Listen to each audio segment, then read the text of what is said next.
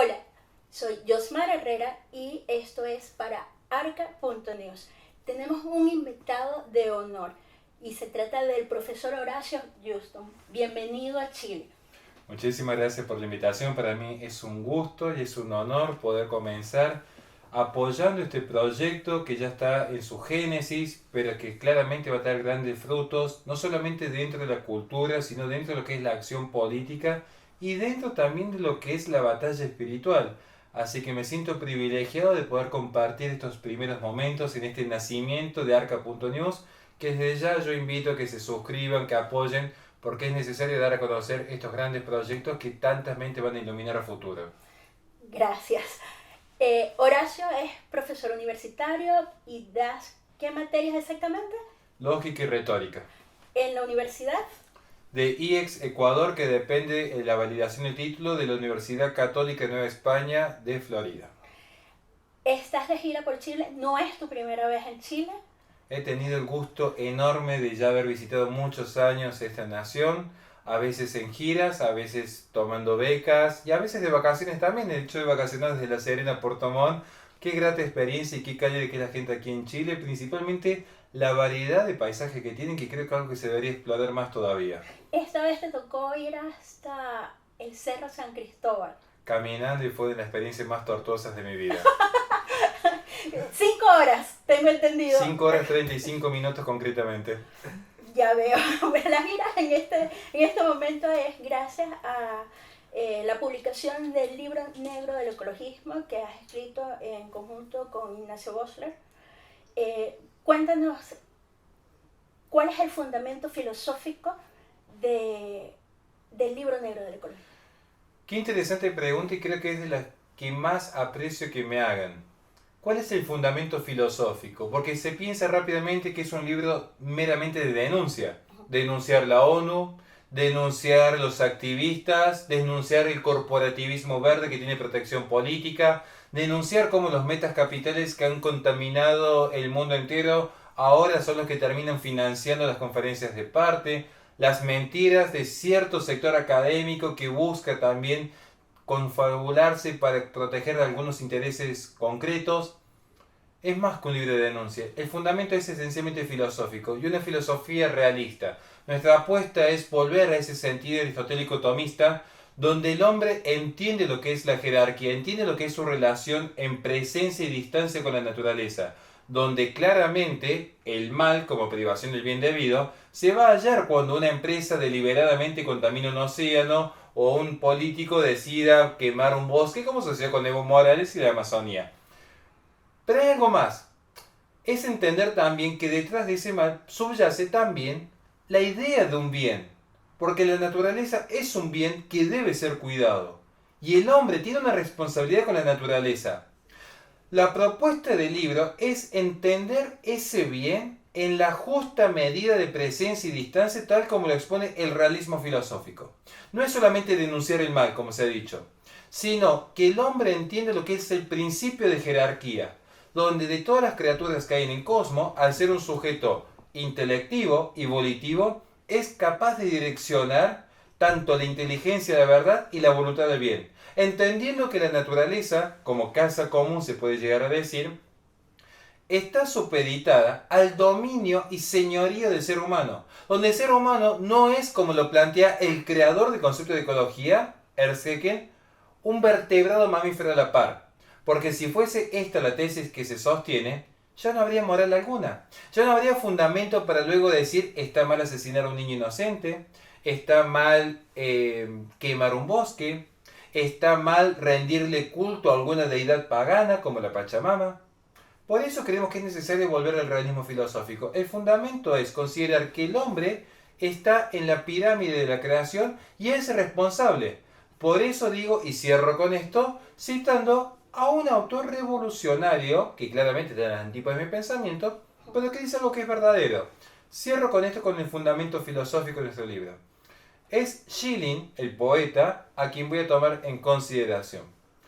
Tomamos distancia de aquel salvaje que rinde culto a la naturaleza como una divinidad, pero también tomamos distancia de aquel antropocentrista tecnócrata que considera que el solo progreso tecnológico ya alberga todas las verdades. Creemos que el ser humano es un ser sustancial, compuesto por su materia y por su forma.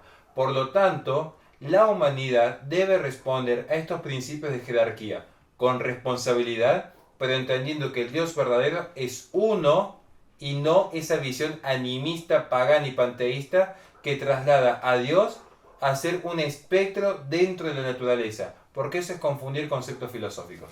Qué bueno que traes a colación a Dios, porque mi siguiente pregunta tiene que ver, tuve el privilegio de leer tu libro y tienes una tesis que indica que el ecologismo es una religión. Cuéntanos por qué dices que es como una religión. Principalmente porque para ese capítulo en concreto yo parto de una tesis más estructuralista y lo podemos entender de la siguiente manera. Pensemos en cualquier religión, cualquiera sea.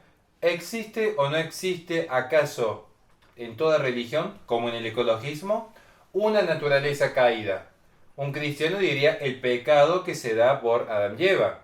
Pero un ecologista sostendría, como lo dice Petra Kelly, fundadora del partido Los Verdes en Alemania, que el pecado original va a ser el hombre blanco que ostenta el poder económico.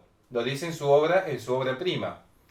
Pensemos también si acaso en toda religión no existen los rituales, ya sea la congregación del cristiano, la misa del católico. ¿Acaso no han visto lo que son las convenciones de veganos o las conferencias de parte de la ONU? También tienen sus rituales, incluso tienen aquellos rituales más cercanos a la población, como puede ser la procesión, ya no por Nuestra Señora, sino va a ser la procesión por el Día de la Tierra. Tienen también aquellas deidades a las cuales se le rinde culto. No será nuestro Señor Jesucristo, será la Pachamama, la Madre Naturaleza, la Gaia.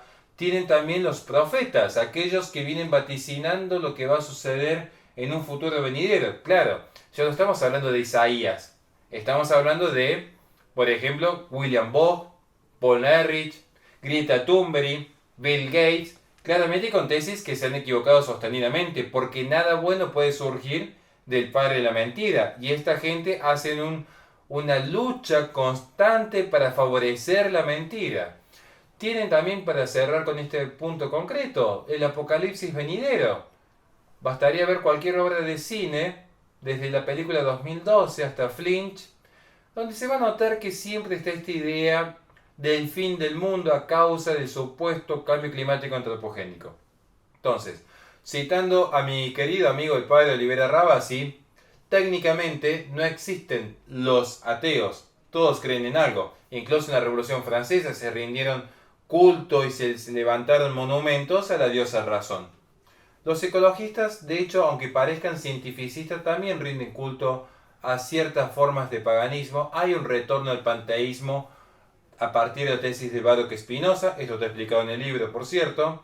Está esta idea de que todos somos uno con la naturaleza. Y esto es un atentado al verdadero Dios, porque el Dios verdadero está presente, pero hay una distancia. Yo no soy Dios, pero si alguien dice todos somos uno con la naturaleza, significa que Dios, el hombre y el propio cosmos están unificados. Ya no hay una esencia, ya no hay un límite que distinga el uno con el otro. Es todo lo mismo. Allí se pierde el individuo, se pierde la persona, la libertad, la inteligencia, la voluntad. Quedamos supeditados a ser no más que una mera creación como un animal y por lo tanto domesticable, que ese es el punto de fondo. ¿Amo más el planeta si soy de derecha o si soy de izquierda? Toda persona de bien que quiera cuidar el planeta, que quiera cuidar la ecología, no tiene que ser ecologista. Toda persona de bien tiene que ver simplemente la evidencia. ¿Hay contaminación? Claro que la hay. Curiosamente, ¿cuáles son las empresas más contaminantes? Las que hoy están financiando el ecologismo, con nombre y apellido concreto. Getty, Rockefeller, BlackRock, Coca-Cola Company. Que no son ni lo uno ni lo otro. Son sistemas corporativistas que como metas capitales buscan protección política. Son los que financian curiosamente estos movimientos de izquierda. Lo que sucede es que en ese sentido, esta izquierda lo que ha hecho es darle protección política a cambio de financiamiento. No en vano Coca-Cola Company, que es la empresa más contaminante del mundo, es la que financió la conferencia de partes número 27 del año pasado, donde se juntan los líderes ambientales para fiscalizar el auge o la comprensión que tengan las naciones de la Agenda 2030. Por eso digo que si uno observa, y con esto ya vamos finalizando, pensemos rápidamente que las economías más descentralizadas en el mundo, y lo tomo de Heritage Foundation, suelen ser las más favorables a la protección ambiental.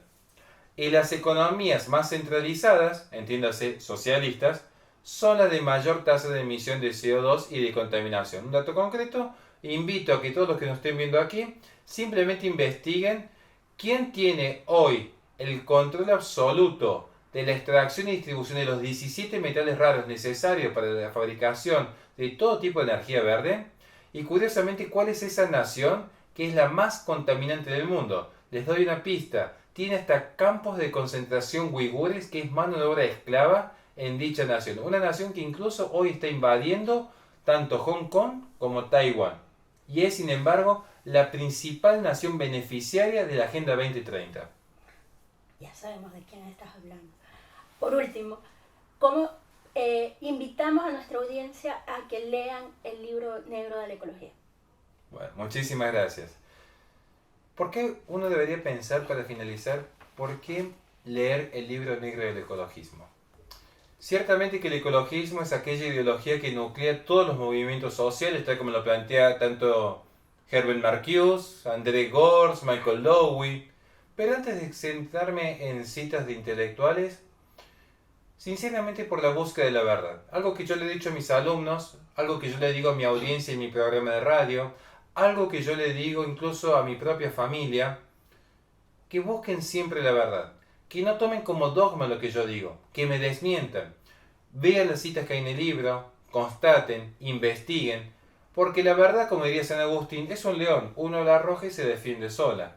Nosotros creemos que la verdad va a fluir por sí misma, de hecho el bien es expansivo por sí mismo y en consecuencia la verdad es expansiva. Tarde o temprano la gente va a lograr entender que así como una persona, para respetar a su mujer, no necesita ir con un cartel de ni una menos en la marcha feminista, para cuidar el planeta Tierra no se necesita ser ecologista. Cualquier cristiano medianamente racional sabe que no necesita ser feminista para respetar a la mujer. Cualquier persona racional sabe que no necesita ser ecologista para cuidar el planeta Tierra. La apuesta de nuestro libro es simplemente dar datos, argumentos y principalmente un sentido profundo para la gente que quiere combatir esta ideología. Y si me permite la extensión tan solo de 30 segundos. ¿Por qué hablamos de un sentido profundo? Datos y argumentos están en 397 páginas. El sentido profundo está en la primera página, en la dedicatoria. Mi socio y yo hemos apostado antes que a la batalla intelectual, a la familia. Él con sus padres, yo con mi esposa y con mis hijas. Siempre lo digo, lo que a mí me moviliza a dar clases, tener un programa periodístico, dar la batalla cultural, escribir, viajar por el mundo, es darle un mundo mejor a mis hijas. Y no es dejarle decir que mis hijas sean mejores para el mundo, que mis hijas lleguen a Dios, que mis hijas lleguen a la verdad. Y eso también es parte de mi cometido. Y por eso estamos aquí hoy día. En nombre de Somos Trascender y Legados Ediciones, que fue quien publicó el libro, queremos darle las gracias. Si quieren comprar el libro, está en Chema Librería. Y muchas gracias, profe. Lo esperamos en la próxima gira. Dios le bendiga. Muchas gracias.